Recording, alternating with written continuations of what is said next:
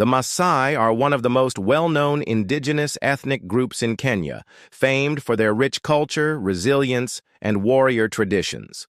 They primarily inhabit the Great Rift Valley region, spanning southern Kenya and northern Tanzania. Despite modernization, the Maasai have maintained their traditions, language, and pastoralist way of life. The Maasai are part of the larger Nilotic ethnic group and are believed to have originated from the Nile Valley region in Sudan.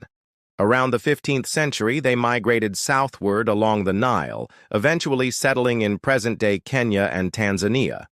During their migration, they assimilated or displaced other communities, such as the Sirikwa and the Ndorobo, to establish dominance over vast grazing lands.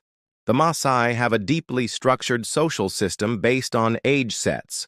Boys undergo initiation rites, including circumcision, to transition into warriorhood. The Moran warrior age group is responsible for protecting the community and livestock. Elders hold advisory roles and make key decisions regarding governance, rituals, and conflict resolution. Cattle are central to Maasai life, serving as a source of wealth, food, and social status. The Maasai believe their god, Enkai, entrusted them with all the cattle in the world, reinforcing their deep connection to livestock. During the 18th and 19th centuries, the Maasai expanded their territory through conquests and cattle raids. Their superior military organization and fighting skills made them a dominant force in the region.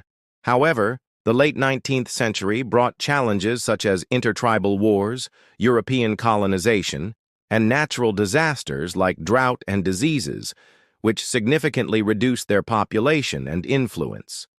With the arrival of British colonialists in the late 19th century, the Maasai faced significant land dispossession. The 1904 and 1911 treaties forced them into reserves, allowing British settlers to take over fertile lands, particularly in present-day Laikipia and parts of the Rift Valley.